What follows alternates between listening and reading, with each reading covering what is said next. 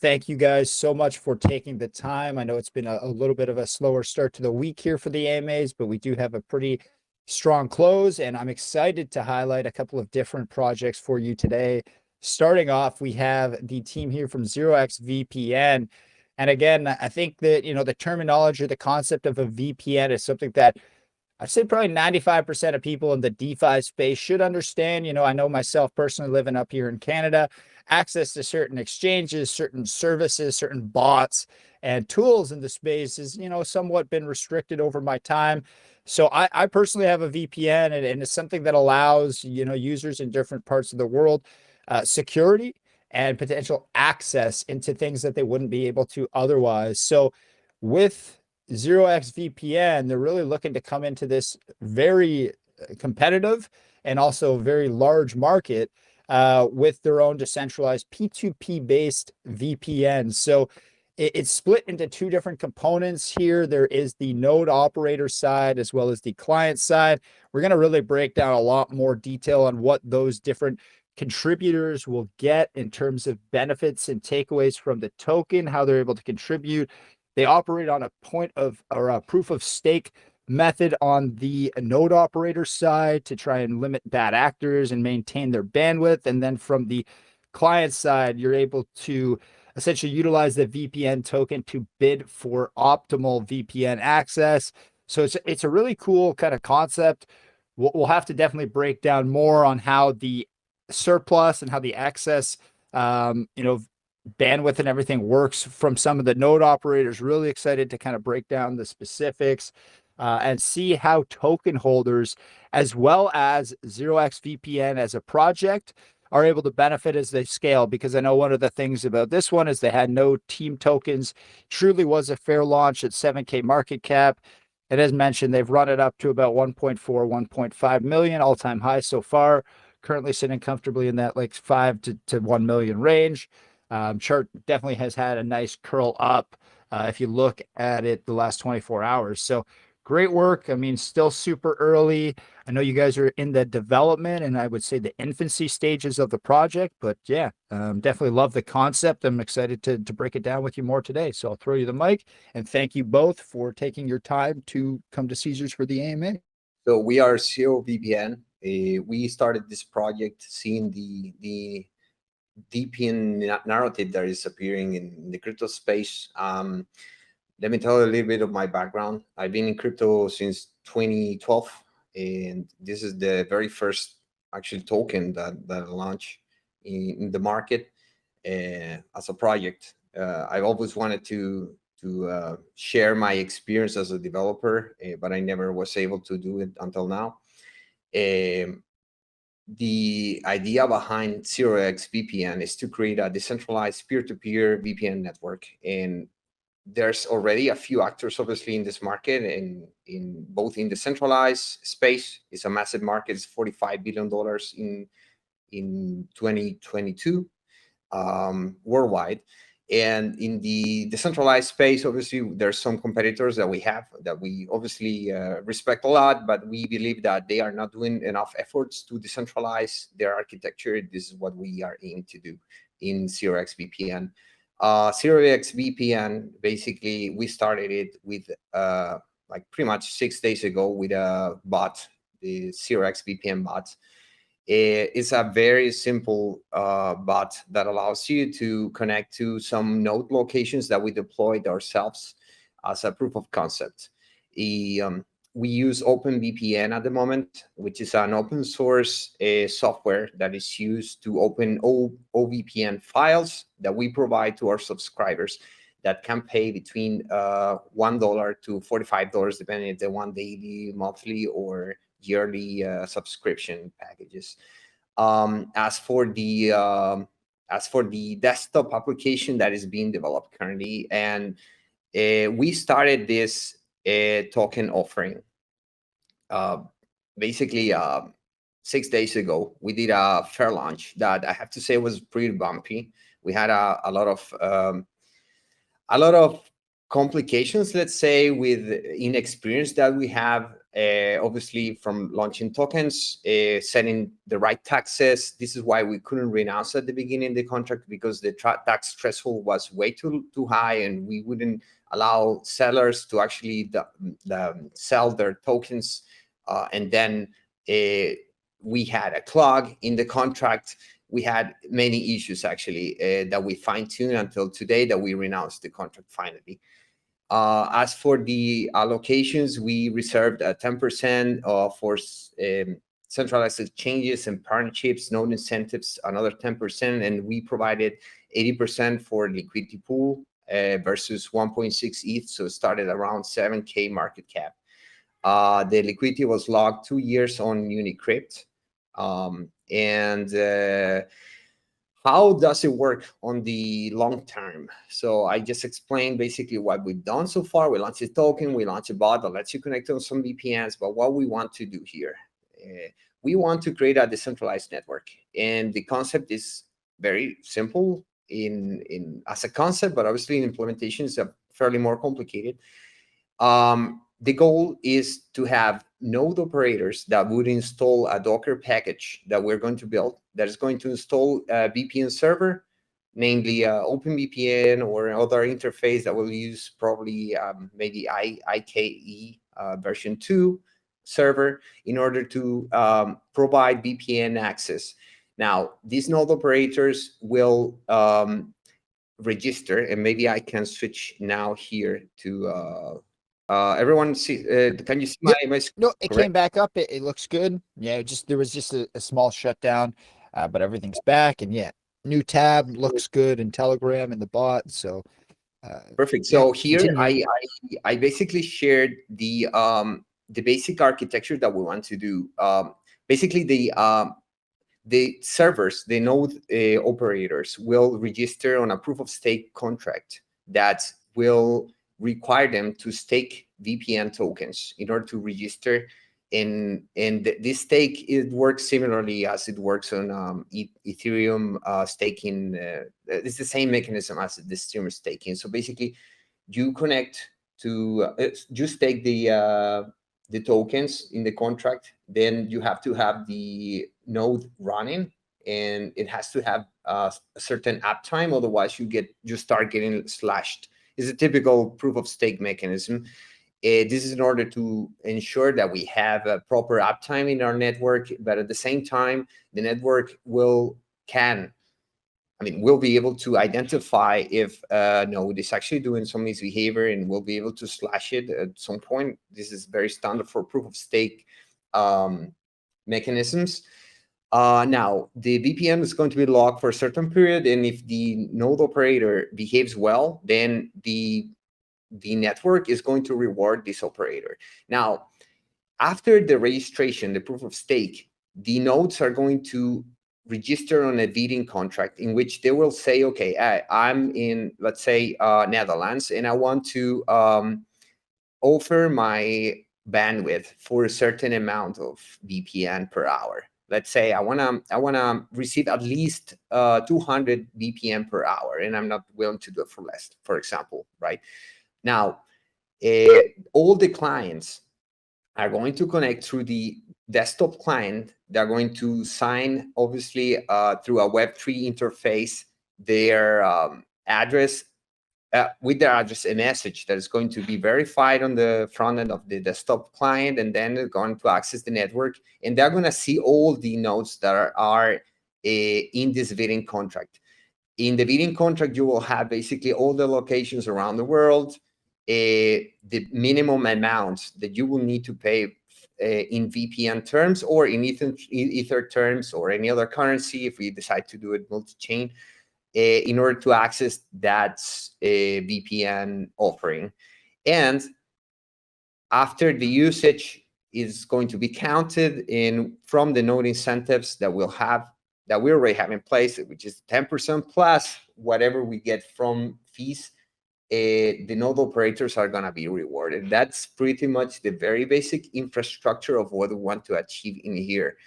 But again, so far, we finished the proof of concept of the bot, and I can go here. Actually, here's a little backend that there is. I can see I don't want to show too much because obviously there's some emails and stuff like that. But here, basically, we have the bot. The bot is quite simple. Everyone can see, right? I just want to ensure, Maurice, that the screen is shared correctly. Yep, still looks good. All right, perfect. So basically, we have here, let me clear up the bot history, and I hope I don't clear the community history by mistake. Okay, good.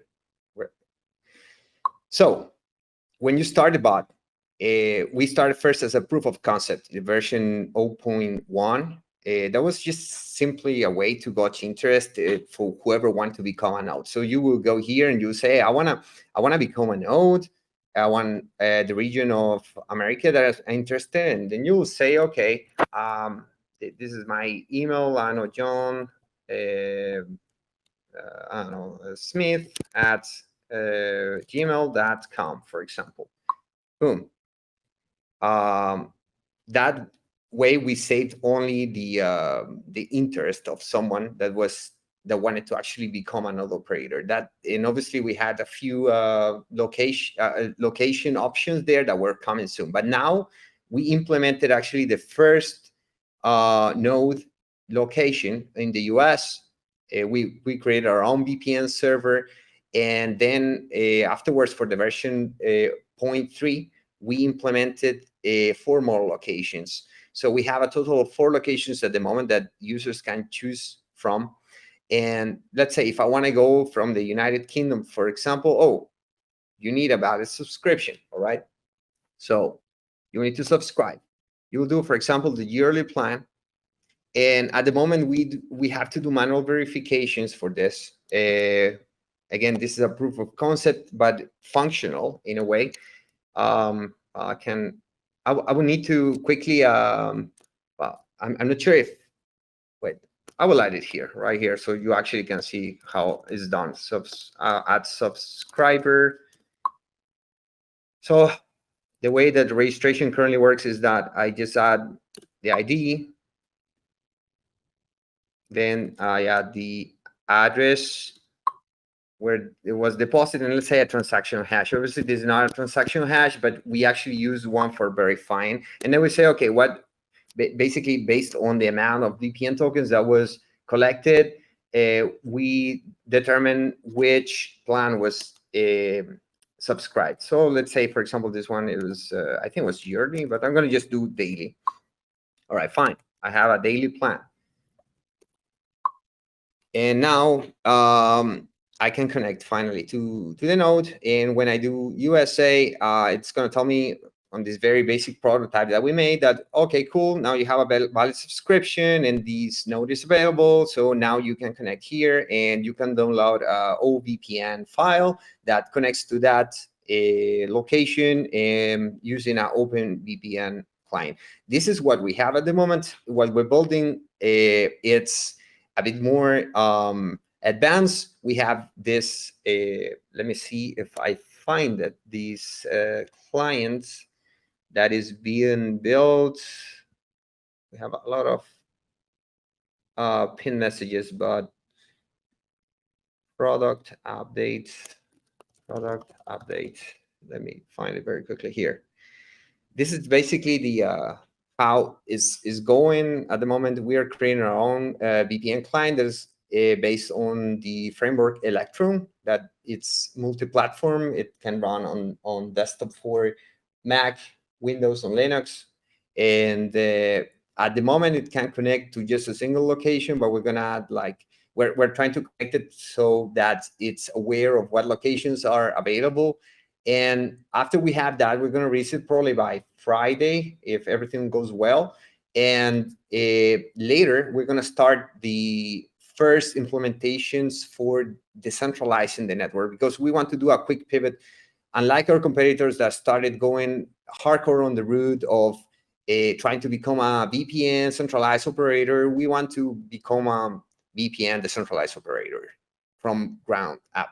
So after we have this done, we're going to start deploying the first contracts for the implementation that I mentioned before, that are going to register the nodes using proof of stake, that is going to gauge interest on the borrowing contract, and then the desktop client is going to be able to register to this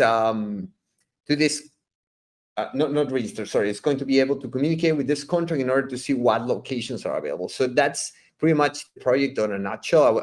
I'm sorry if I'm too technical, and maybe I talk too many technical details. I apologize in advance for that, but if anyone has any question, I'm happy to clarify.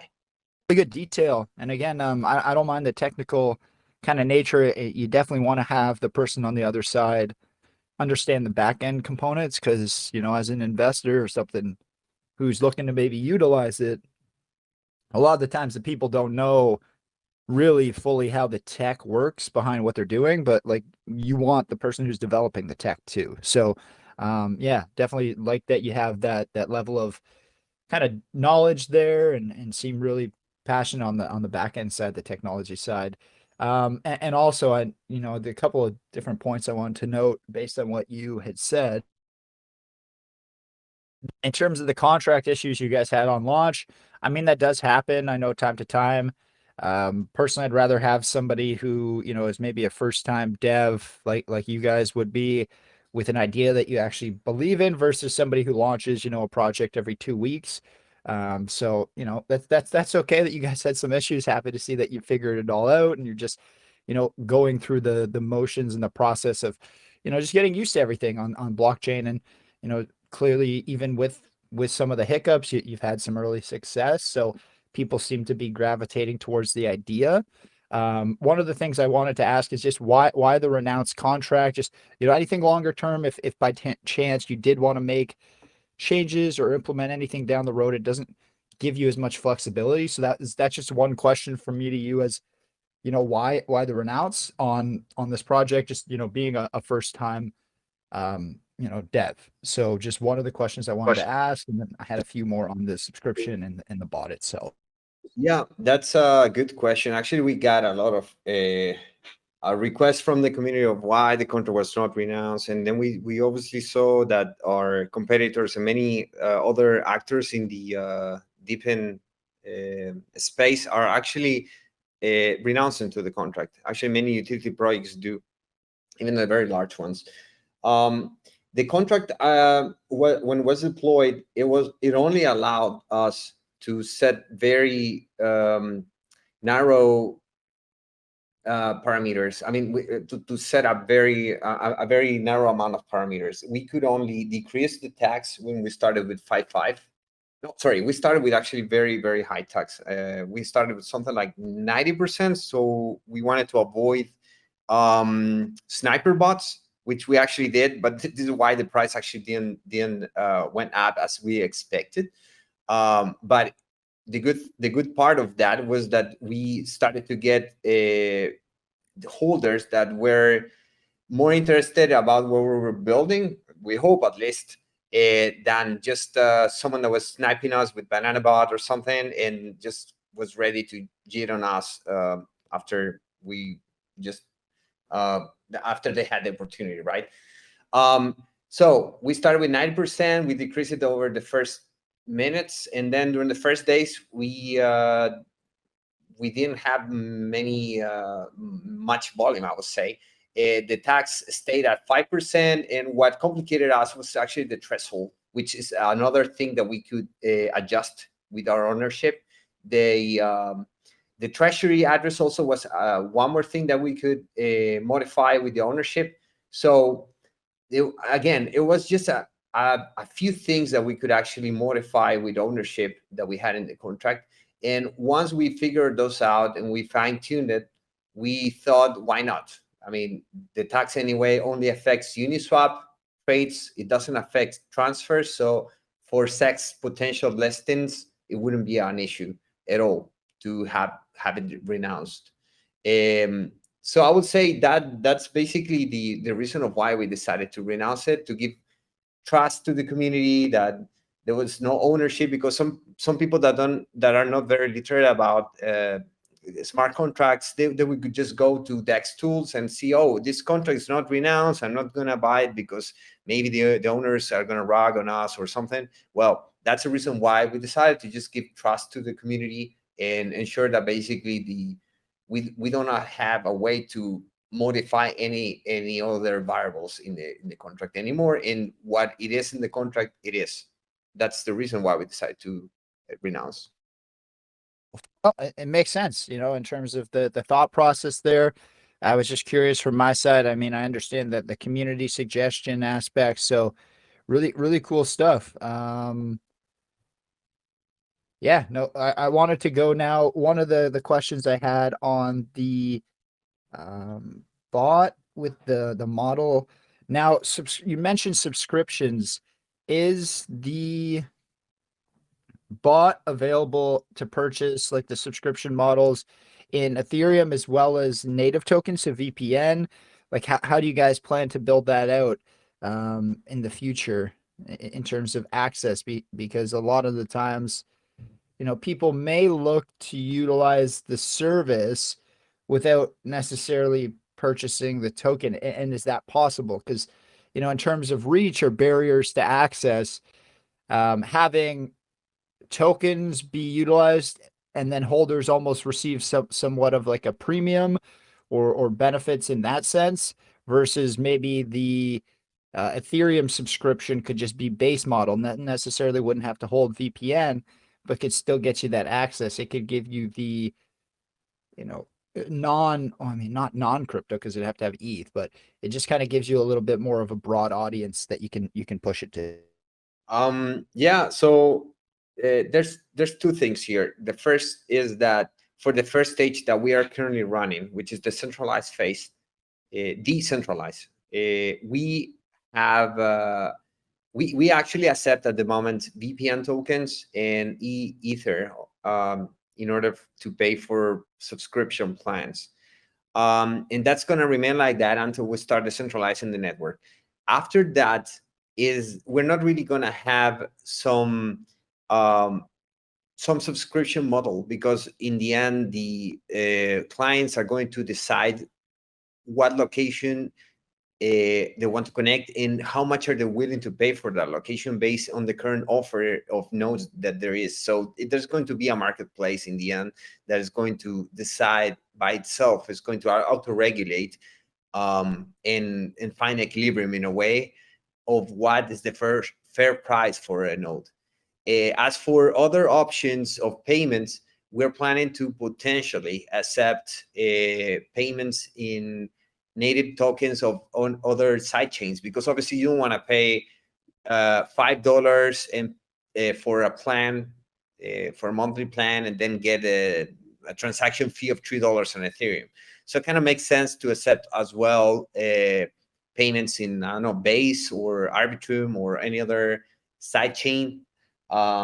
And what we were thinking in doing at some point was maybe bridging VPN tokens into those side chains so people could buy their subscriptions using these side chains. But in the end, we realized that would complicate things, and it was much easier to just simply accept tokens, native tokens, then bridge them over to Ethereum, buy back VPN tokens, and then just burn them, which is what we intend to do at this centralized phase with the VPN tokens.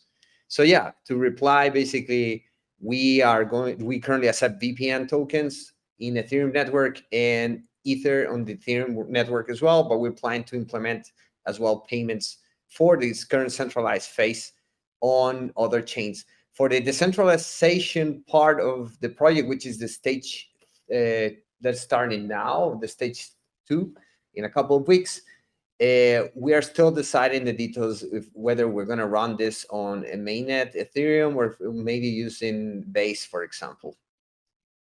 Okay, that's definitely interesting. Now, I guess what phase or what part of the rollout would you guys implement that in? Yeah, as I said, we don't know, but we are kind of leaning to Base. We really like what Base has been doing I think it kind of makes sense to start exploring that rollup probably rather than that side chain, right? I mean, it does because like base is somewhat a little bit. Well, I mean, not somewhat. Base is obviously more centralized, right? So if you guys kind of try and look to provide a decentralized option to a centralized chain, that makes sense from a fit perspective or need identification. So yeah, no, that's smart. Now, like the the bot itself, I know you'd mentioned like the setup. We went through it a little bit. You did a nice demonstration of how it works. Um, what's the feedback been from the community, considering people do have to actually download like and have a PDF file go into their computer? So, with any new product, security and access given is, one of the biggest hurdles that you're going to have to overcome. So, yeah, just kind of curious, what's the feedback been like when people have gone in and implemented? Has it been pretty smooth? Has there been any issues? And what do you guys kind of do to help people feel more comfortable from the integration standpoint and download, just with the file having to essentially come into their network? And you know how crypto is, and just files in general, you always want to make sure you're keeping yourself safe. Yeah, this is a great question. And yesterday, for example, we got a new subscriber. I'm not sure if he's here, but if he's here around, Chucky, I think was his name. We had a really good conversation with him on private message, because he was at the beginning a bit suspicious whether he should download, for example, OpenVPN. And then I explained to him, hey, OpenVPN is actually open source and is a standard that is used to connect to OpenVPN connections, right? To you download this OpenVPN file, which is an OVPN file. And I told him, hey, just explore the file. You're going to see that it's only some configuration options and some keys. There's nothing executable over there that can hurt your computer, but you feel free to do your own research, ask ChatGPT or download a different client. I'm happy with that. But then another question came, and he told me, okay, how can I be sure now that you are the one that is actually running the node? Which was very legit question. First of all, it wouldn't make sense for us to actually grab other providers. Well, it could, but we are actually running the nodes, and I proved it to him by doing a very simple thing. I told him, hey, just select any of the nodes that you have in the list. Tell me which one you choose, and I'm gonna mount a very quick web server there with a message that says this is OVP 0x VPN server. I did it, and then he trusted us, and he used the network. That's basically the feedback we've been getting so far. Not so much. So I encourage everyone to please, if you have VPN tokens available, just spend a few, try the daily plan. We're super happy to set it up for you. So you try the VPN. Is on a very infant state again, but this is how project starts. So we will need the help from the community to keep growing and to test as well our desktop client that is upcoming. And again, having those live kind of examples is really good. Now, a good idea for you, with that situation and maybe others that arise would be, incorporating either into your community or the bot or on your website, like a client testimony page. I know a lot of the times these VPNs, these Web 2 VPNs, a lot of them do have, in their websites, that client review section, right, with feedback and some of the reasons why people like using their product. So I think with you guys, that would be a really good idea to incorporate something so that people, again, if they're having some of those hesitancies, can go in and firsthand read the accounts, or maybe get some support, some tips from others who at the at a different point in time maybe had the same feelings. So yeah, that's a great feedback. We're going to look into implementing testimonials. I'm going to ask actually the current subscribers that we have if they're willing to give us some recommendations, so we can write that up in the in the website. Awesome. Now, I do want to go into and this is probably going to be a bit more of a technical question, so right up your area of expertise, but I want to talk about the bidding process. Now, this is more on the client side. So say, for example, you are somebody who's downloaded and is looking to use the 0x VPN services. How does the bid process work? And what do you exactly mean when saying for access to the best node? So just kind of walk us through that process and maybe how a smaller holder would be able to find themselves competitive with some of the larger holders if we're talking about bids. Because you do want to always make sure that the smaller people that are in the project, or maybe somebody who's just buying in to catch a little bag and watch before they maybe throw in the rest of what they're looking to buy. You just want to make sure they feel like they're on the same playing field and not at a disadvantage, because that will hurt people entering in and using the tech longer term, right? So you have to walk that line. Yeah, this is a very difficult one, but I know I believe in free market, to be honest, and I believe that markets tend to regulate themselves. So what I think that maybe it's possible that at the beginning large holders would, or not really large holders, but I would say people that are willing to pay more, that's not necessarily larger holders, are going to have obviously priority on accessing nodes that are in the network. And this is part of how markets work. I don't think there's anything bad with that. We want to obviously try to find ways to incentivize people that cannot afford maybe paying more. We can find ways to maybe run nodes yourself to have more accessibility in the network. But in the long run, what we want to build here is a decentralized protocol, and I don't think we should be the ones that should be manipulating the architecture or the network or the market. I think the market should find its own equilibrium, and if there's enough demand, the offer will follow suit. All right, I like that. Now going into the node operator side, like, is the bid process all anonymous? Like, would somebody, like, say I'm for example, Leighton, say I'm operating a node on the back end, would I know who is participating in the bid, based on holding size and maybe what they may be able to do to help me? Maybe I'm looking to make the most as an operator off of the node that I'm running. So, what I guess flexibility do I have as a node operator in the selection process, or is it all done anonymously and random?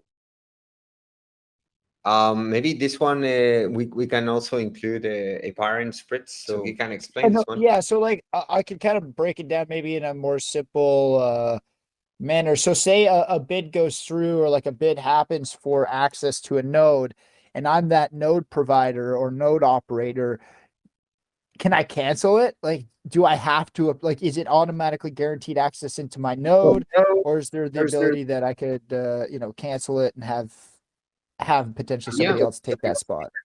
Okay, so I'll just go ahead with this one. Then the way that this will work is very simple. The same way that when you stake Ether, you can decide to withdraw from the proof of stake. It's just that you have to notify the network that your intent to withdraw. So of course, first of all, your question about privacy, yeah, privacy is protected. The only thing that would be required, obviously, is the IP address. The IP address is definitely going to be required by the network in order to know how to properly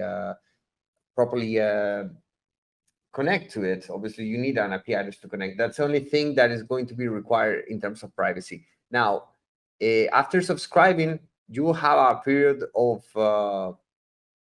withdrawal. You will be able to say, hey, I don't want to participate anymore. Fine. But then obviously after you stake your tokens, there will be a cooldown period before you can withdraw those tokens. So the network can ensure that you behave properly and no slashing will need to be done, basically. Okay, cool. Now are there any circumstances where like a group could like, so if this might be a weird question, but say there's a larger VPN holder, obviously, they would have the ability to bid and try and get access to most nodes or the best nodes that they were looking to in a timely fashion. What if you're one of those smaller holders? And I understand the free market aspect, and this could be a way that they could maybe get on the playing field. Would you allow the ability for groups of clients to band together and put together a group bid for VPN access, where that 5 individuals could contribute to a pool, and then that pool puts a bid forward, and then those individuals as a group could share access for that period, understanding that there may be a slight impact on the speeds and whatnot if it's being shared versus utilized individually. Curious if that is possible, and again, I don't even know if it's feasible based on the back end and how the bid process would work, but something that may hold extra value or put those smaller holders on par with larger ones. Well, I think Hey guys, oh yeah, go on, Aparn. Yeah, I can go on. So I talk a little bit. So I'm Spritz. So to answer your question, what we're building here is not only a front end or an application, but it's more like a protocol.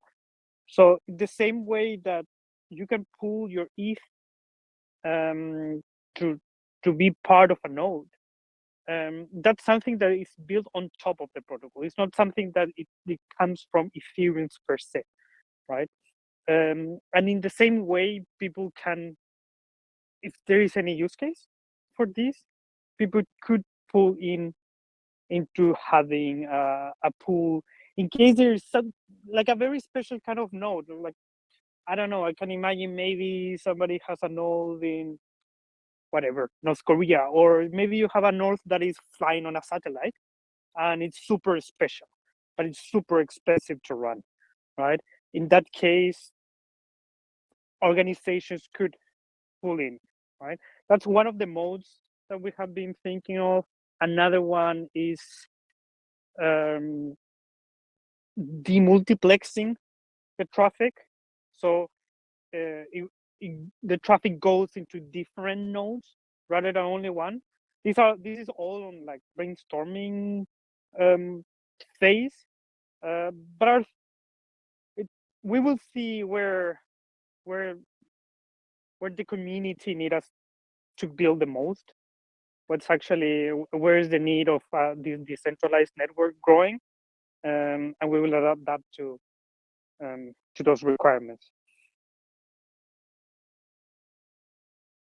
Perfect. No, I appreciate you jumping in, Ape. Really, like, I love the vision. Like, I know it's going to take a little bit of time to get there, but if you were listening earlier, like one of my first comments to Leighton was just like, I'd rather have somebody who, yeah, you may have to go through a little bit of the learning curves with regards to like the blockchain, the deployment side, but the idea is something that you guys like genuinely believe in and are trying to build. So yeah, like trying to develop and grow not just one tool, but really create a full decentralized P2P network here that people can leverage for better security and access across the space is really cool. Now,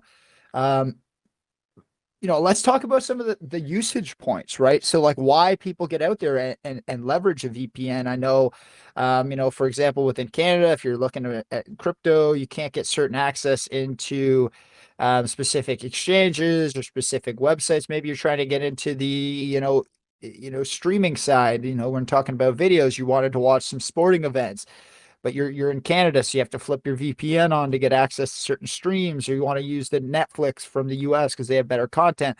You got to flip your VPN on. So there's so many different sectors or I guess entertainment factors out there that people will leverage a VPN for. It's really, really cool, I think, in that sense. Now, how do you guys push it into those different sectors? Like, for example, when you're trying to leverage or market the value for your VPN when it comes to streaming, or when it comes to, I know any of our friends in Dubai, like they can't even join Telegram calls without having a VPN active because of the way that the networks are set up over there. So there's a lot of different use cases that exist. I'm kind of curious how you position 0x VPN to the different sectors or the different groups that would kind of utilize it for streaming or crypto, monetary purposes, etc. This is a great question. And the one of the biggest benefits of having a peer-to-peer network is that you cannot turn it off the same way as you cannot turn off Bitcoin or Ethereum, right? Meaning, let's talk about your friends in Dubai. They might be using NordVPN to have a call with you on Telegram. But if Dubai really wants to stop them, they go and tell NordVPN and they take what IPs they have available, and they, through your ISP, okay, they're connected to this IP. So you can still find out who is connected to a VPN, because the factor that those nodes are centralized by a company, that's a single point of failure, right? So you mentioned security and accessibility, but a very important point to add here is resilience. We are adding resilience to a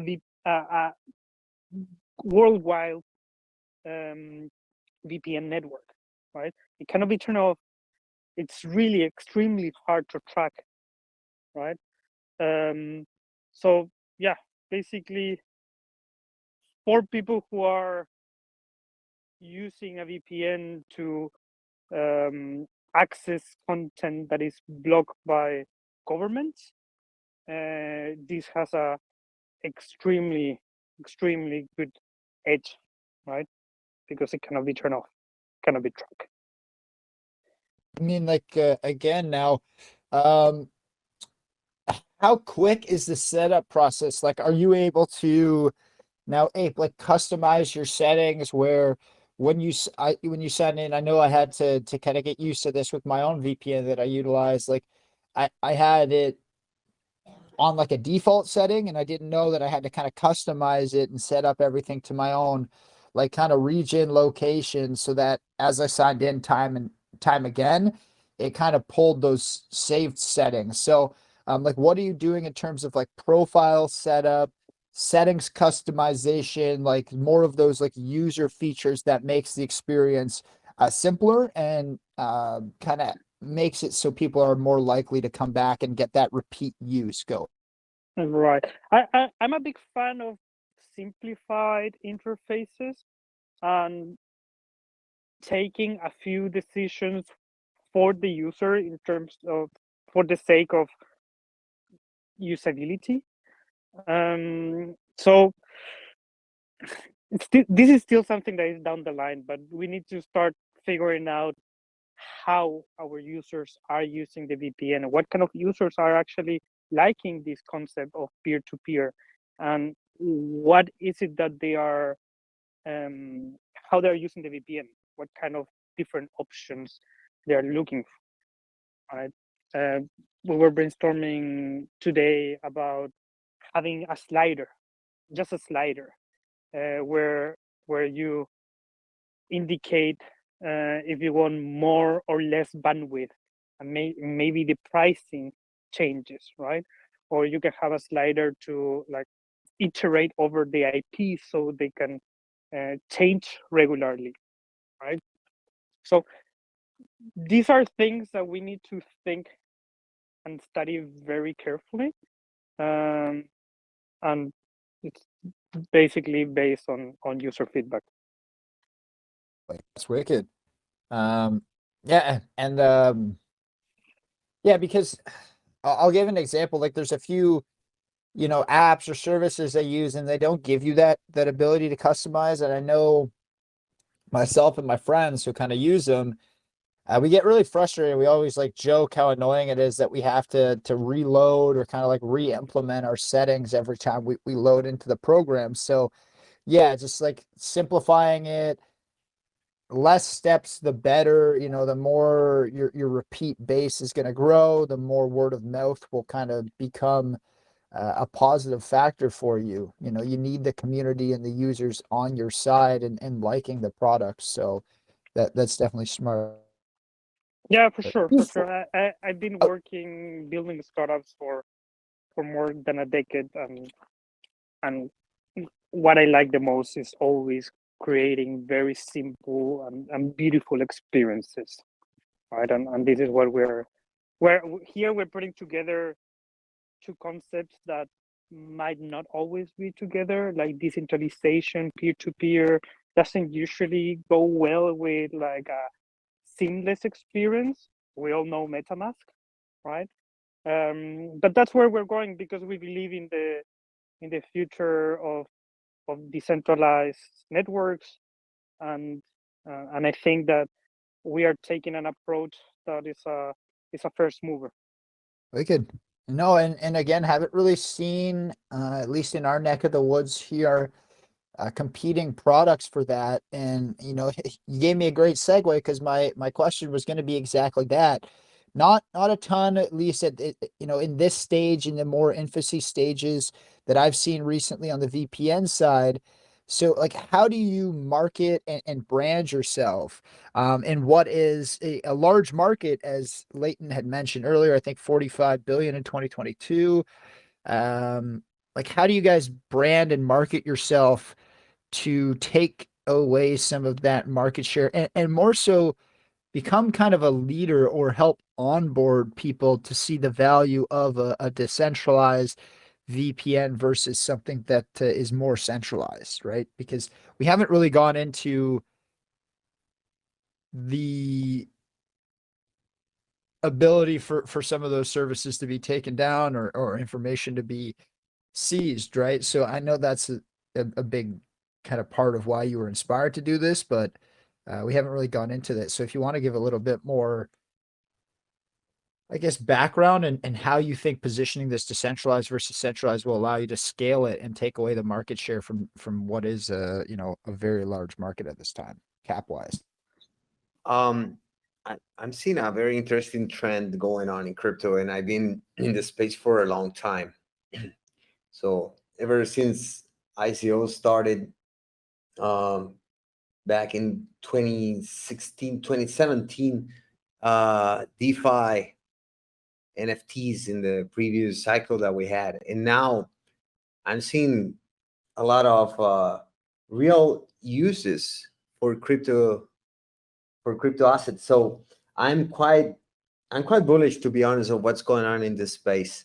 I have to say, I kind of feel that crypto is going to take over by osmosis many of this current Web 2.0, let's say, services. So I kind of feel that people are going to flow, but obviously it has to go in hand with good marketing efforts. And here I want to take a little break and say thanks also to the team that we have. Gray and his team have done an amazing job, and I'm sure they can help us as well to create a solid marketing plan that we can implement for capturing not only people inside of crypto, but also people outside. I believe that good marketing is essential for any product. Many good products tend to fail because they don't have a good marketing. And we are very lucky to actually have a very good marketing team that can support us with that. Now, obviously, we're going to have part of the treasury that's going to be used for aiming to people outside of crypto, to people inside of crypto as well. So that will come at its due time. And in terms of why you should use a centralized versus a decentralized network, well, there are already actors in the market and also in the crypto market that are aiming a decentralized part. So I will say it kind of makes sense for us to take a more radical focus on the decentralization aspect. So we have a clear differentiator here, but the market in the end is the one who's going to decide whether that's the right approach or not. And we're going to adjust our strategy accordingly. I'm excited. And again, you touched on it, week old. So I think, at this stage, you guys have been doing a good job with regards to the community. The chart's looking pretty good. I know you mentioned you had that hiccup first 24 hours, but things have corrected itself. It pushed nicely over 1 million, and like I said, kind of bouncing and had a nice momentum starting as of like yesterday or this morning when I was looking at the chart at like 3 a.m. Had some nice uptake going. So yeah, no, really, really cool stuff. Now, one of the things I noticed that you mentioned early, Leighton, is that you guys have allocated a few percentages of supply for different uses, like the rewards pool and whatnot.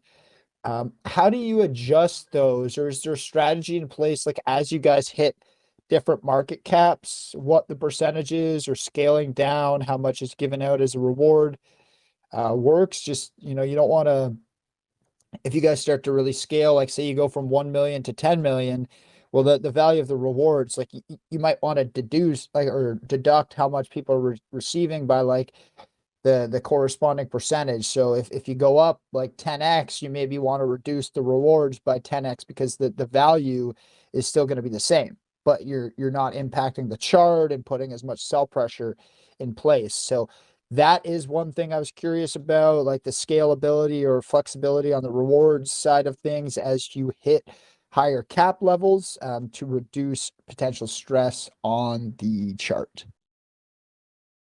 Yeah, we'll need to adjust when the time comes. We cannot really decide now because we don't have data on what the velocity of reward incentives are.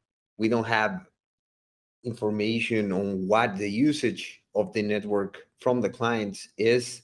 So we do not know how fast actually VPN tokens are flowing from the node incentive pools to the nodes, but also we don't know how much currently VPN is actually being fed back from the clients into the node incentive. So obviously, and this is the beautiful thing about free markets. Again, I want to encourage that part again, and this is why for me it's really important that the architecture follows this economic principle.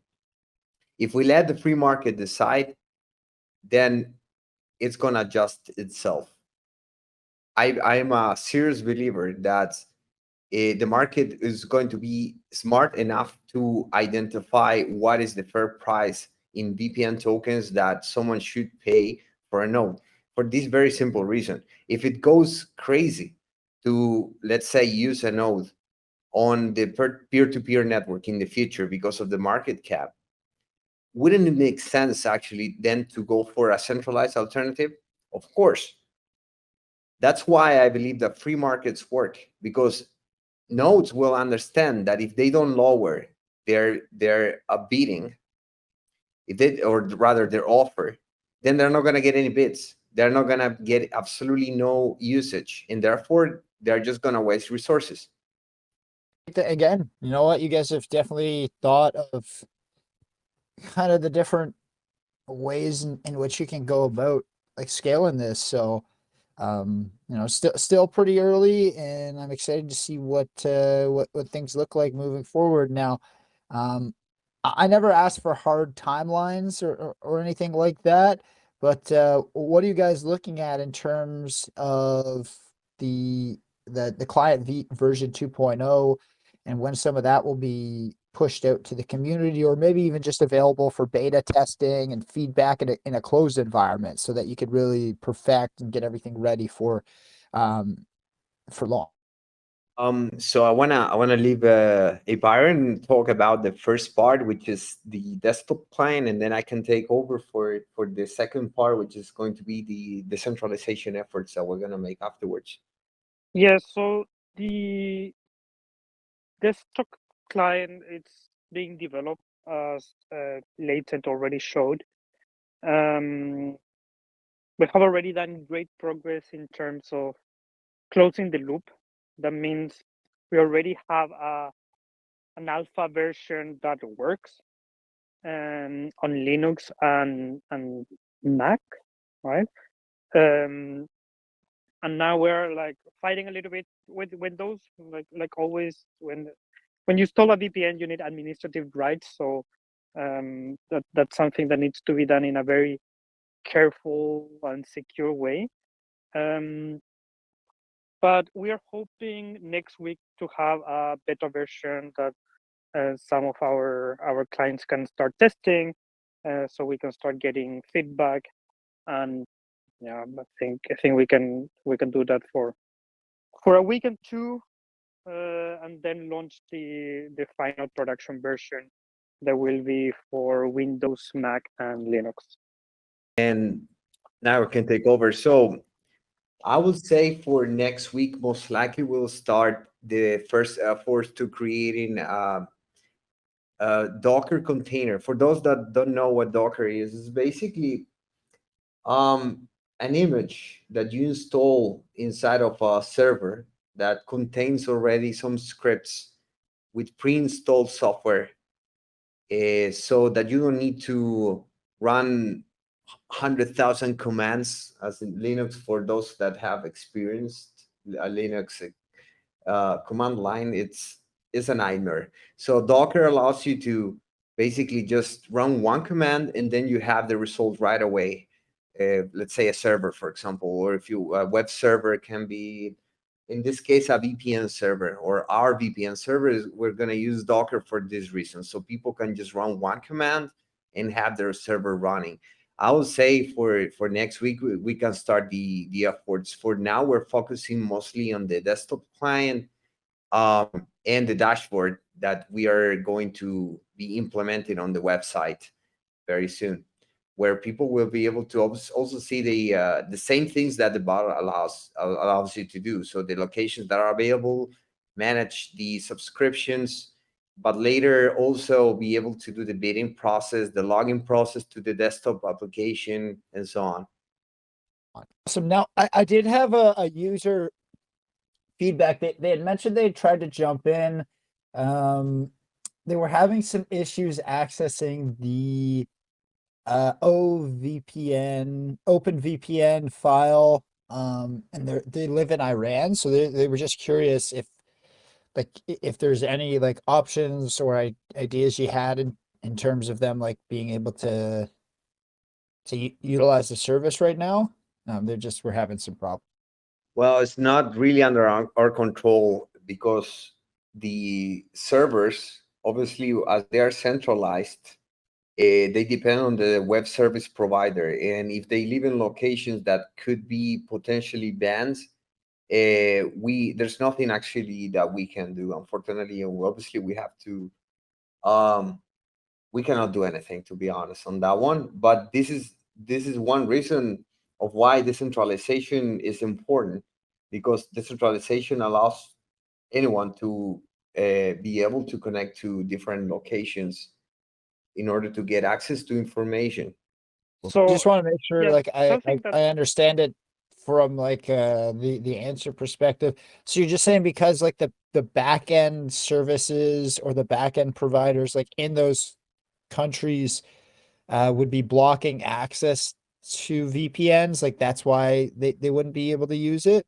Yeah, that's the most likely reason. To be honest, I don't know exactly why that might happen, because you were the one that received Maurice this report, but I would say that's the most likely reason of why this user cannot access. That could be an option. It also, the OVPN is not something extremely easy to use for new people in the VPN kind of networking setup. So if you can ask them to reach out our support group, then we will take care of them for sure.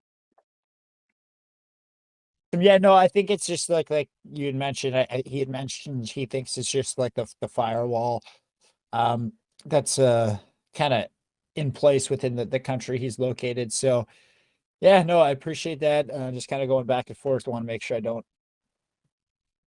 Yeah, and unfortunately, even if we achieve a decentralized, when we achieve our decentralized network, even then, it might not be possible for certain countries to connect properly to the network because ISPs are the ones, the final barrier of access to other servers.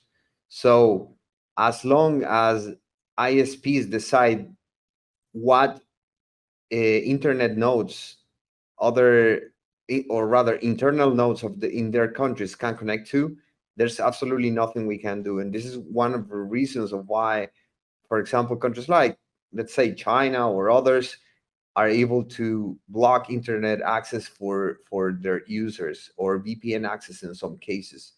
But obviously there's always ways um, to go through, but it's not under our control. And again, we're gonna let the network self-regulate itself, find its own equilibrium.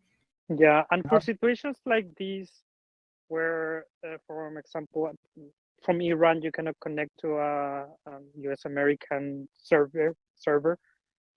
We can use multi-hop bridges. So from Iran you connect to another country in the vicinity, and then that one connects to the US, right?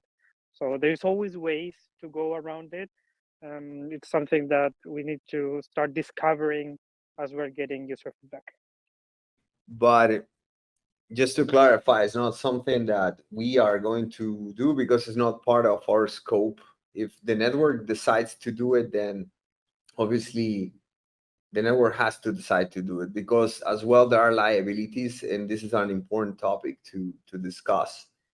And we do not want to have this network so is used for, or is rather misused, in this stage. Obviously, um, it's not our intention. We just want to have proof of concept here, and the peer-to-peer network is the one that is going to decide whether it's going to allow, for example, multi-hopping or other alternatives. But again, as of now, we simply provide a few node locations so people can try out the proof of concept that we have. Yeah, no, and that the concept of, maybe we'll call it piggybacking, it is definitely something that I've heard, and I know people utilize not just on VPNs but other types of connection based or internet services. I could go into some of my nerdier backgrounds in gaming, and how I know some of my friends piggyback connections to get into better, or I guess shittier lobbies to increase their KDs on certain games. There's all those little workarounds. I even have a buddy who runs a VPN on his computer when he games, and he tries to get access. He researches servers around the world with like the lower KDs, and he tries to get his VPN to connect to the servers with essentially the crappiest gamers in them, so he can just have fun. Yeah, or even simple things like accessing news that sometimes are censored in one country, or accessing content, Netflix content or music from other places in a world where governments might censor that information. Yeah, why not? I think that that can be a case. But again, as of now, and for the proof of concept that we have here, um, it's just simple VPN access. Later, we might again find a way to do multi-hopping and stuff like that, or rather, the network will find its way to achieve that by itself. One of the questions here from Green Panther, he had mentioned that you guys know it a few times, on the proof of stake concept is utilized to try and minimize bad actors and kind of manage or forecast bandwidth in the system. He said, what's the consequences, or what would the repercussions be for somebody who was trying to be malicious or targeting users of the 0x VPN system from an operator standpoint? This is the reason of why we have a proof of stake system in place, or we will have actually, is so that there's some liability for node providers in case of misbehavior. If there's just simple downtime, then it will happen the same that will happen on an Ethereum staking contract. So basically, slowly you will get your stake slashed and it will decrease over time. But if you do something really bad and the network decides as a whole that by voting, by governance, that this actor is really bad and it's something really bad, and this is why we'll have a cooldown period in time in place, then that node would be liable to lose all of its stake. But that again will be decided by the network itself, not by any centralized party.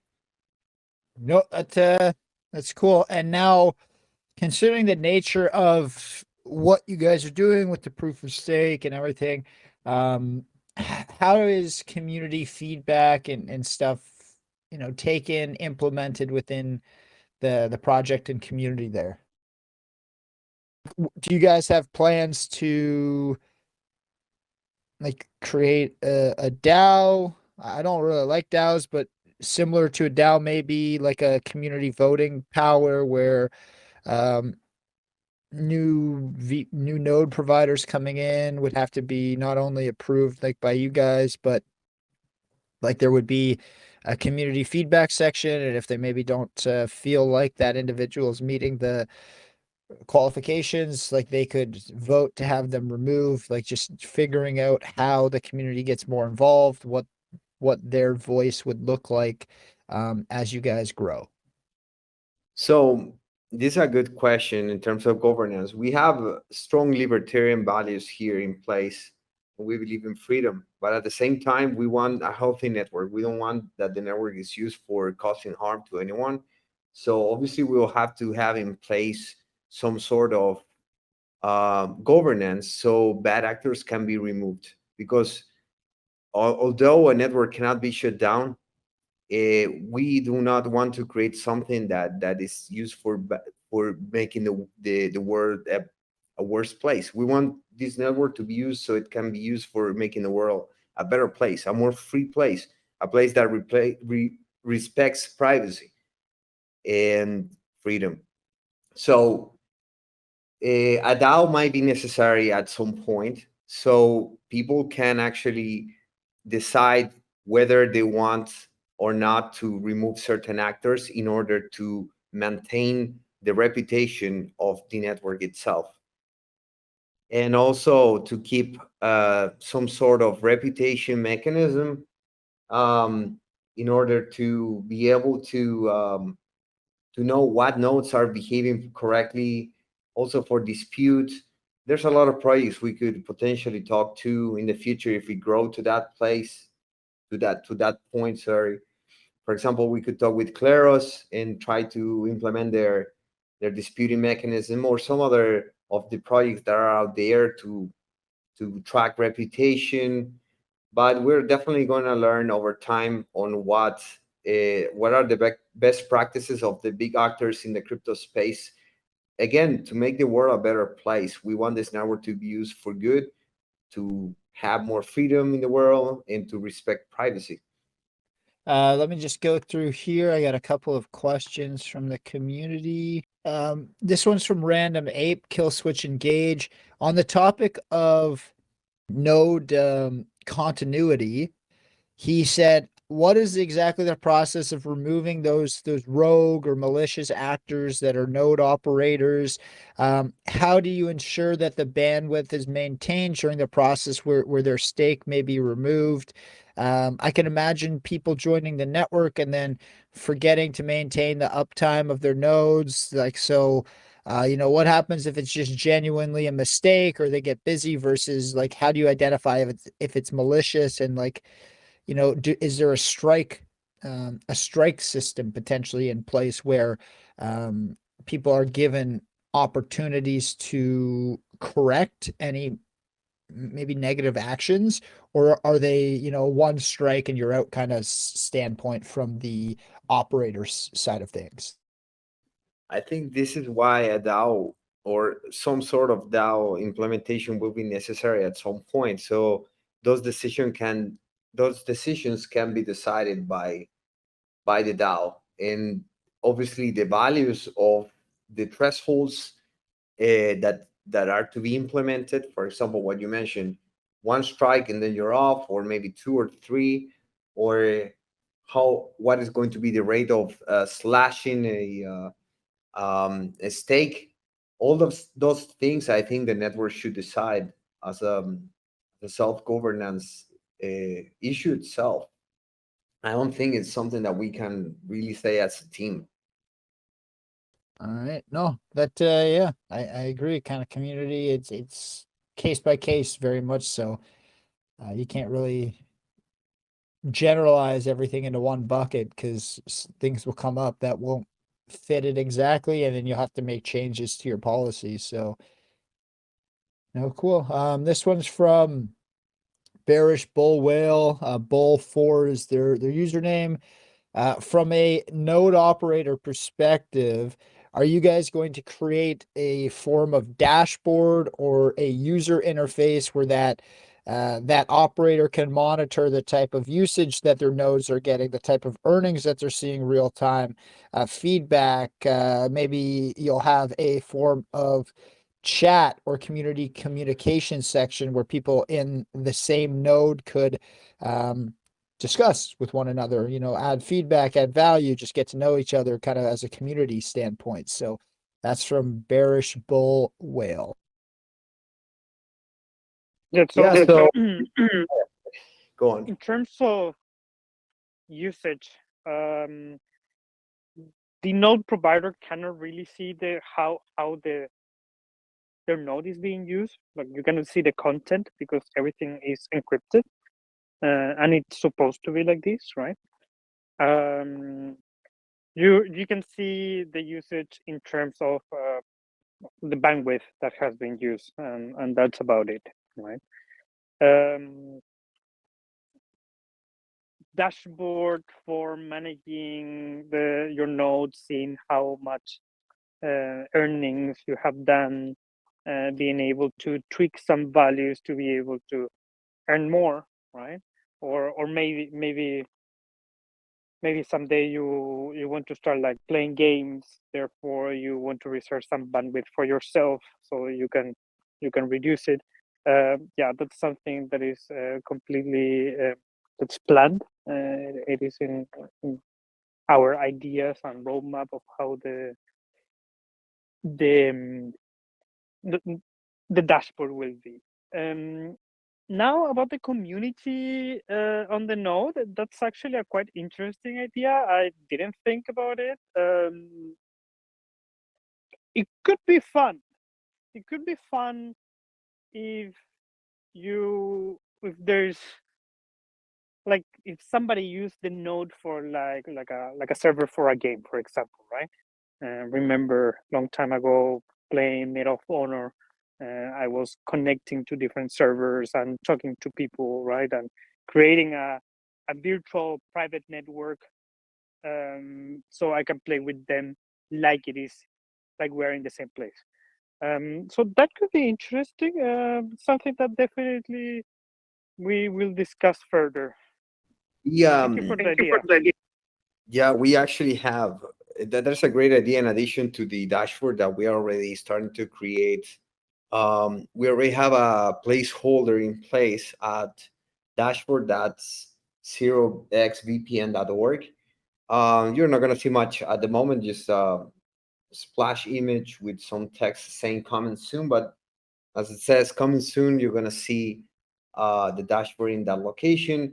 Dashboard is going to be used in the first stage as a way to log into the desktop the desktop client, as a way to select the nodes that you want to connect to in case you don't want to use a desktop client, and you can utilize it the same way that you would do with the bot. So basically the same bot interface, but on a Web3 interface.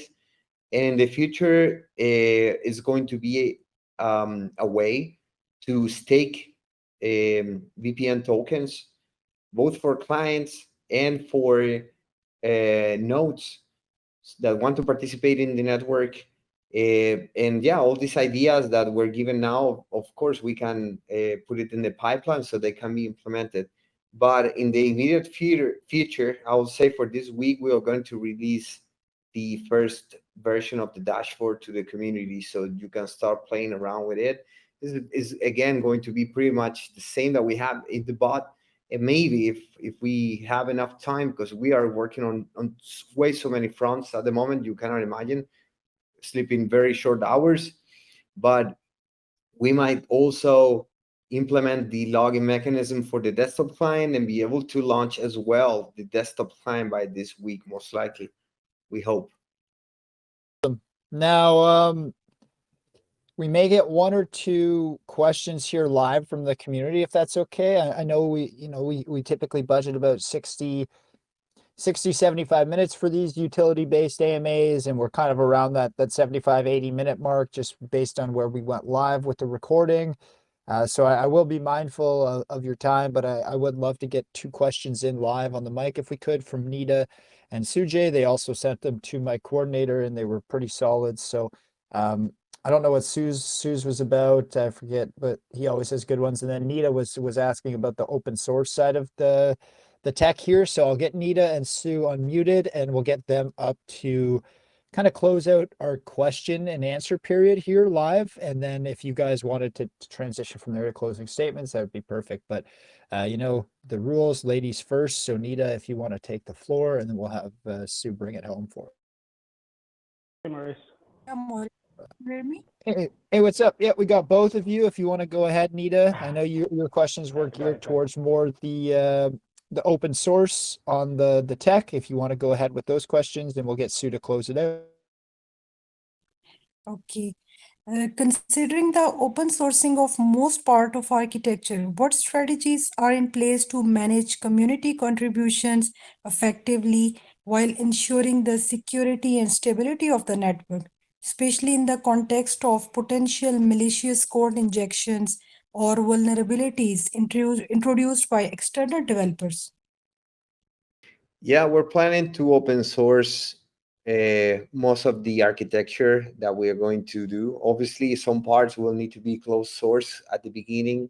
For the centralized part that we have at the moment, we have some encryption in place for the private keys, for example. We cannot obviously upload private keys, otherwise we will get into issues. But as much as we can, we're going to try to open source. The GitHub is going to be published as soon as possible, but we need to first deliver the first part of the architecture in order to be able to decide what parts are open sourceable and what parts should remain closed. So I ask here a bit of compression and patience, so while we actually do that process, because we don't want to leak anything that can compromise security. Okay. And how do you guys plan to incentivize node operators to maintain high quality service levels, particularly in terms of bandwidth availability, speed, and reliability within the decentralized P2P network, while also ensuring fair compensation for their contributions? Well, the monitor that is going to be installed in this Docker image I was mentioning is going to be tracking only usage.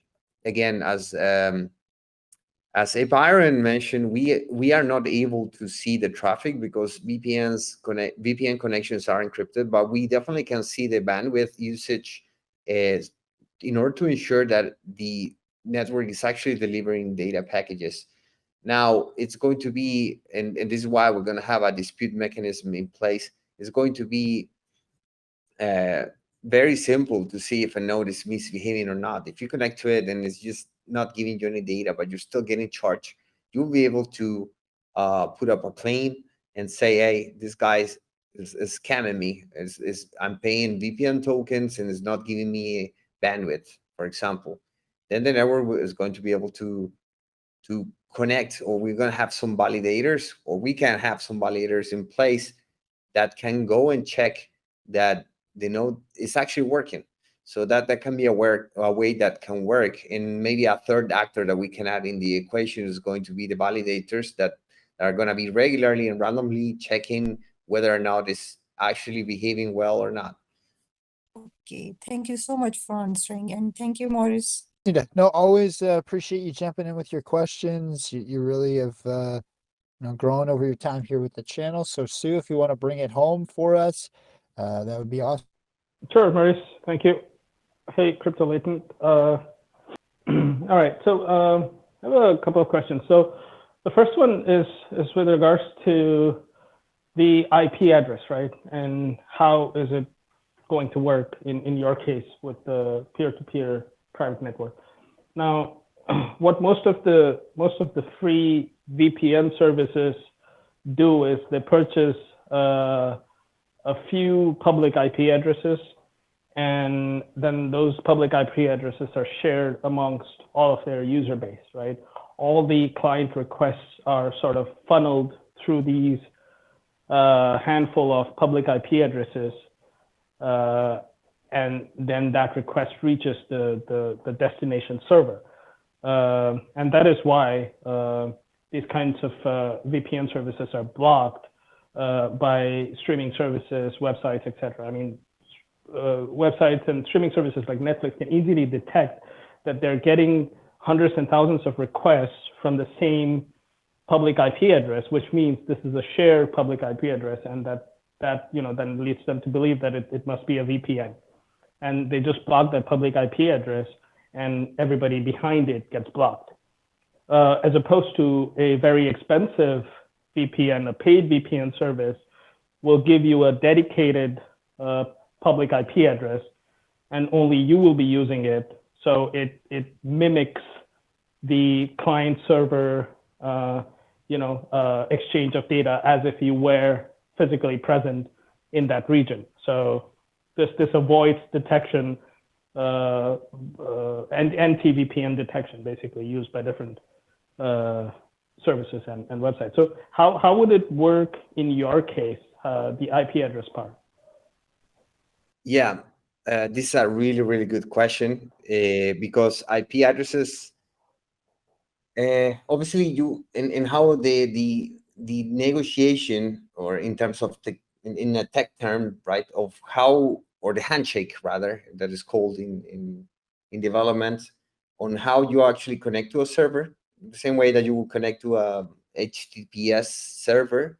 You need to initiate first on a basic layer of connection, the IP address connection, then you start signing messages with a private key, and the server verifies them, and there's a back and forth of packages that are going until a secure connection is initiated. That process actually is we're going to use a very similar method that SSL connections use, for example. Now, the question you're asking about is the specific question of how you can ensure that an IP address is maybe reserved only for me. And this is the reason of why I believe it's really important to have a free market system in place. Because let's say I really want to have a node, just one node. Then I decide I want to pay to this node a very high amount. And you mentioned as well, a premium service, right? In free markets, you will be able to say to this guy, if you have enough resources, hey, I want to use your node and just reserve it to me. I want to have it locked and reserved for, let's say, 1 month, and only with this IP address.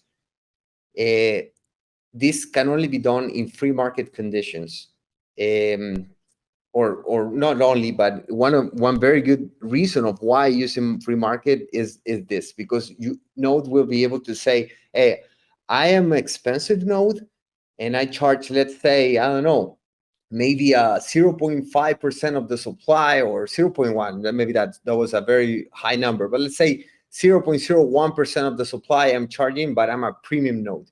I assure you that you have the best connection here, that I'm going to be running 24/7 for the whole year with uptime that is unbelievable. And you can use this anytime you want, and I'm not going to lend it to anyone else. That you can achieve by setting up a very high price from the node side. And on the client side, he will be able to decide, okay, these are the guys that are premium, and I'm willing to pay for premium service. That's how we're going to do it. I hope I reply both questions. Is that what you were expecting? Yeah, no, that's perfect. That's perfectly answered. So you're going to leave it between, you're sort of becoming the mediator between the service provider and the service consumer. And if they both agree on the terms, then we're good to go. If the consumer can match the price that the node is offering for this kind of an exclusive access through his node, then you will allow that kind of a connection through your system, right? It'll still be monitored by you. It'll still be controlled by you in a way, but it'll still be under the 0x VPN software. But this is more of a private agreement between a user and a node. Oh yeah, right. You're talking that we should have our own nodes running basically, and with premium fees ourselves. Yeah, I mean, you could too, right? You could also be a node in this. Correct. In this entire network. We could, and depending on the reputation. And this is why we're going to have to implement some sort of reputation system. We can then become verified within the network. Let's say, for example, or any actor, actually, any node operator will be able to be verified. Also, clients, if they behave properly, if they have good reputation, they didn't cause any conflicts, they didn't, for example, blacklisted the IP, for example, then they can get points. And then nodes can be sure that this client, because remember, it's not only that the node that here that can have problems, clients can also be malicious. So we need to have in place also some detection for those malicious actions. But again, the only way is going to be that we believe in a decentralized manner. It's going to be by having a disputes system in place. Yeah. So I had another question. So this was about the premium side of things, right? Now coming back to your regular offering, the service that most people are going to use, right? Now, this is your daily access, your weekly access, your yearly access. It's going to be same for everybody. Now, one of the problems with VPNs is when there is too many nodes in a specific region, what happens experience-wise on the client side is I'm going to see a reduction in the internet speed, right? It's going to be slower than me accessing. Right, let's say I'm accessing a website just to check the connectivity speed. I'm accessing a website that I have access to anyways, with or without the VPN. And you'll observe that if you go through the VPN, it's much slower than not going through the VPN. And then that's because on the VPN side, there's too many nodes, and my packets are going through multiple hops, a lot many more hops than they are needed to go through to reach the server.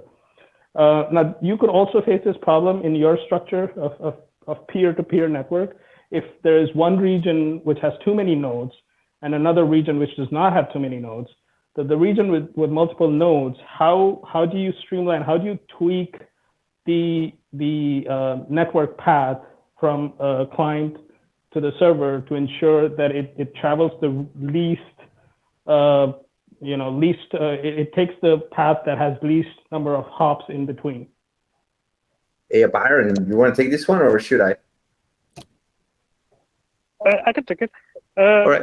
Yeah, so basically when you are choosing which server you want to connect to, which node, it will be listed in a way of like comparatively to you, which one has the smallest latency or the minor amount of hops, right? So okay, there like will be a proximity discovery detection process for that. No, sorry, go ahead. Yeah, so as a user, you will choose the one that has the least amount of hops, right? And the connection is it's directly to them, so you don't really talk with the whole network with multiple nodes after the connection, the handshake already happened. Yeah, I guess that's going to be a synchronization job that this Docker image, the server script that we're gonna run, or rather the program that we're gonna have in these Linux services, servers, and the clients that are going to be connected to the peer-to-peer network is going to decide what's the most optimal way to connect to a certain location. So obviously we will not have latency issues or any sort of bandwidth issues. Those sort of optimizations are going to come over time for sure. Okay, perfect. Yeah, and also if the proximity detection, the latency calculation, if that happens beforehand, before the connection is made, and if I can actually see it, see what the latency is going to be if I connect to one node versus another node, then yeah, that actually helps a lot. Because otherwise you spend a lot of time connecting to different nodes, the connection's getting dropped or the service being slow, then you have to disconnect, connect to another node. And you face these problems with the current centralized VPNs. So yeah, if you can see that a connection to a specific node is going to be bad, is going to give you poor performance beforehand, you can avoid that. So yeah, no, that's good. Hey, thanks so much. No, thanks so much for this thought. I think is awesome to see. Actually, although we are only 6 days old, it's awesome to see how much engagement there is already with the idea, and we love that, because we these problems we're definitely going to have, and we're going to have to resolve a lot of things that some POS and blockchain systems have already resolved. So we're going to definitely take a look of what's been built already in order to implement our Docker image and our desktop client. Awesome. Yeah, no, perfect. We could go on and on here, like you said, discussing the different aspects of how this will work and what are the challenges you're going to face. But you're still proof of concept. You're building this out. You've definitely come across issues that need to be optimized, resolved, etc. But I like the whole idea of the utility. It's definitely unique and much required. So yeah, all the best, and thank you for answering all my questions. Thanks so much as well for the questions. Thank you, Maurice. Yeah, thanks, Sue. Always kind of a great closeout to some of these AMAs when you're able to jump in with your questions. I know you do obviously listen and follow along in a lot of detail. And yeah, to everybody who sent questions to Vlad as well. I know we had a couple of really cool ideas and suggestions, feedback from you guys. So just want to say thanks so much to everybody who came and tuned in and participated. And, for those who are just kind of here listening in, and we'll jump into the community afterwards, obviously big thanks and shout out to you as well. From my end, cool concept. I've used a VPN, a number of different times myself, throughout my life, my career, whatever it may be. But yeah, nothing really comparable right now, at least in the this stage. They're definitely looking to make a push into that decentralized market. I mean, you heard them touch about the overall size of the sector, and yeah, more people are slowly starting to come into DeFi and whatnot. So there definitely is a need for a project like in a product like this. So, only time will tell. It's a week old, at this point. So definitely join the community, give them time to build up. But yeah, really like the thought process, kind of some of the concepts that you guys are looking to bring in, and yeah, seem very open to community feedback and that approach as well, which definitely needed for anybody new, any newer ideas as well. So great job. I'll pass you the mic, both Ape as well as Leighton, just to close out, and any final words or calls to action to our community here at Caesars. Obviously, don't hesitate to do so. But yeah, I always just say, do your research, join the community, and any questions you may have that we couldn't get to, just ask them live over there. Yeah, well, thank you so much, Maurice, for this space. We really wanted to talk with the community and get to know actual feedback, because as developers, sometimes it's difficult to engage with real users, especially in crypto, that we see a lot of people interested mostly in the price. We're trying to build an actual product here. So I would appreciate everyone if that is a VPN holder, if you can go to the bot, get a $1 subscription, we'll activate your VPN, and just give us feedback of how it works, if you understand the concept. And as soon as the client is released, if you can do the same, so download the software. We're going to open source it for safety reasons, so you can see what the software is actually doing. But obviously, we're going to keep the private keys secure. And yeah, that will be all I would say. Thank you so much also to our marketing team, to Gray. They've done an incredible Big shout out to Gray. He's awesome to work with. Really, really responsive, hard worker. It's incredible. Like barely sleeping. Like we have been sleeping very little as well. He works more than Caesar. I mean, Caesar is one of the craziest hours I've ever. I mean, him and I know each other for like almost 20 years now, Caesar, and he was always like this, even in university and high school. Kind of weird sleep schedule, but crypto has even elongated that a little bit. Like his hours are crazy. He'll go on like 30, 36 hours stretches where he doesn't sleep, and I know Gray's the same. So yeah, I'm actually pushing him to get more sleep and spend more real life as well. So it's good balance. We try to keep also life balance as much as we can, but we're super engaged with the project and want to keep pushing forward. So those are my last words. Thanks everyone in the community, try our bot, and thanks to our team. And I leave the word now to Byron, and thanks to you again, Maurice, as well. Good job, Leighton. Thanks again for pulling up your screen for the demo and the screen share too. That definitely helps. Awesome, guys. Yeah, it was a pleasure talking with you. Very fun AMA. I didn't even realize how the time was passing. Thank you, Maurice, Leighton, Gray and his team, Tom, Satish. You have all done a great job, and thank you to the community. The community has been great. The questions were awesome. I'm pretty excited to continue developing this and building a product, a company, organization for all of us, right? For all the holders of VPN tokens. We do it for you guys. So thank you very much. Awesome. Well, again, thank you both. Let me know your availability tomorrow. We'll chat. I know we have our utility showcase. I know you guys are still fairly new, but I like the concept. So it's definitely one that, I'd love for people to get a chance to hear about the concept. The utility showcase, a little bit of a different style of AMA. It's with our partners there at CoinMerge. It's at 5 p.m. UTC. So same time as the AMA today. So if timing works, happy to have you guys on as a guest. It's just a 5-minute, more of a kind of a pitch or introduction to the concept, the project.